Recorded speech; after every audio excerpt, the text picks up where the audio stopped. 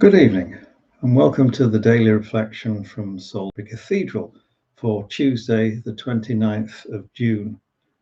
I'm the vicar from off the close, Nigel Davis, and it's always my gig to get the reflection when something important is happening elsewhere. The last two or three times that I was doing the reflection, Boris Johnson was making an announcement about the pandemic crisis, and today, as I begin to speak, I dare say England and Germany match has kicked off. So I do tend to wonder how many people will be actually bothering to tune into this channel live, although I do see that 7 so far are watching. Anyway, I do hope that your watching isn't a waste and that you don't rather wish that you'd turned over to the other side and were watching the football match. But maybe you like this idea of being a football free zone, which it is for the time being. Last time I was talking, I was ruminating about one of Jesus's hard sayings, where he said, the rich will have things added to them, and even the poor will have that taken away. And it stuck with me since I talked about it.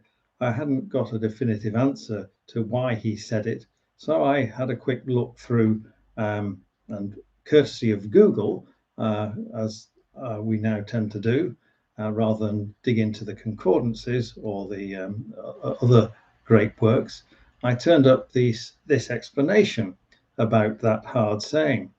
It says, quite rightly, that the verse is often misunderstood. It's misunderstood because people think Jesus is talking about riches and talents and things like that. But in actual fact, he's talking about spiritual wisdom and how that is added, and those who have it and those who seek it more and more will have more added to them. In fact, it's said that this is indeed similar to learning a foreign language. A student studies for a long time in the environment, perhaps goes abroad to learn the language, speaks the language, and learns and becomes fluent in it far more than if you were just doing it from a textbook. But once you stop being in that environment, once you stop practicing, then often the language is lost and you don't gain any greater proficiency. So that's the explanation that I found for Jesus's hard saying. I'd like to leave it there, but I can't, because I can't get it out of my head. It may well clear up the difficult saying, and that we now know Jesus was talking about spiritual things. But sadly, I find when I go onto the BBC website or other websites, I read things about how the rich are getting richer.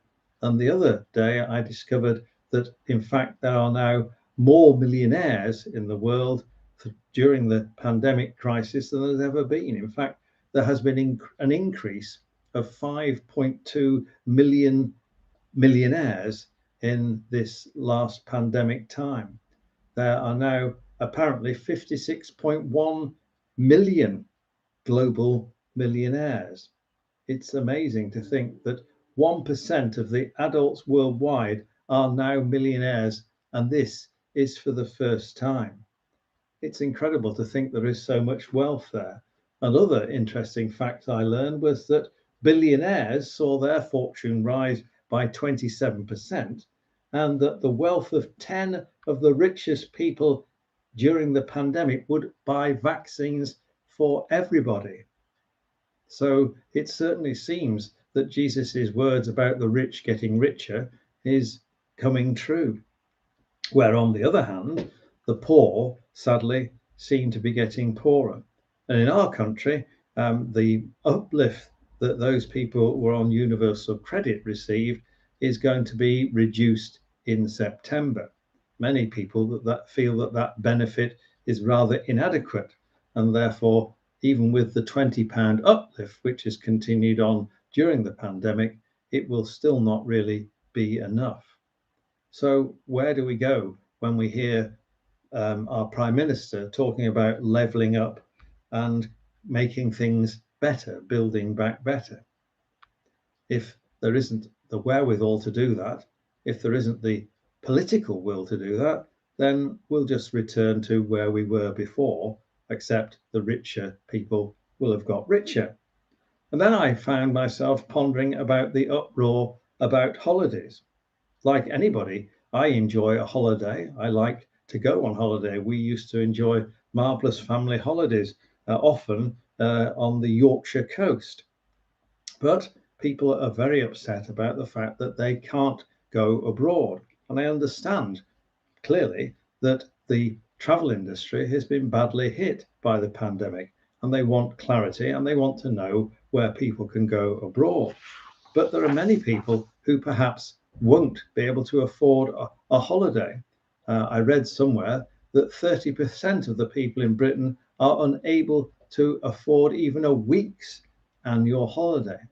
And yet there are many, many more who can afford at least 2 holidays a year and want to go abroad, which is absolutely fine. The trouble is, when you think about that, you also have to remember that everybody was very exercised about global warming during the lockdown, and we all know that flying contributes quite greatly to the global warming. So your choice of going abroad or flying abroad perhaps increases global warming. It's complex, isn't it? It's not easy. It's nice to go on holiday. We want to go on holiday. We probably need to go on holiday more than ever to get away from all that has happened to us these past 18 months. But it's difficult. Wealth doesn't trickle down, it would seem. I know that's one political thought, that if people are wealthy enough, then their money will trickle into the system and everybody will get better employment, better prospects, because their money is in effect the kind of fertilizer on the world of commerce and industry. But we know that that perhaps isn't true. But if we want to level things up and build back better, perhaps what we need to do is to increase taxation on those who have become rather wealthy. And can perhaps hear people saying, what?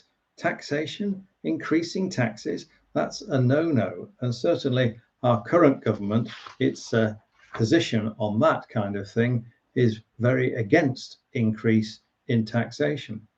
But that's because taxation is probably seen as a punishment, whereas perhaps we should see taxation not as a punishment, but more of a privilege.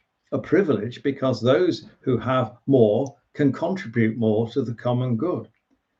It's good to give to charities, and I'm sure many of you all give to a charity or probably to many charities. But the problems that our country faces, indeed, the problems that the world faces, are things that need structural change. They are beyond charitable giving. They actually do need a tax system which works and makes those who are less able to help themselves to be lifted up and to be made and to be achieve a better standard of living. So taxes, whilst we spend a lot of time trying to avoid paying them, perhaps if we changed our view about them and saw them as a privilege and a way that we, if we are wealthy, can help more people and contribute to the common good, that will be a marvellous thing to do. And there are a couple of quotes which I'd like to end my ruminating with. One is from Martin Luther King, which makes a point very clearly. Whatever affects one directly affects all indirectly. I can never be what I ought to be until you are what you ought to be. This is the interrelated structure of reality.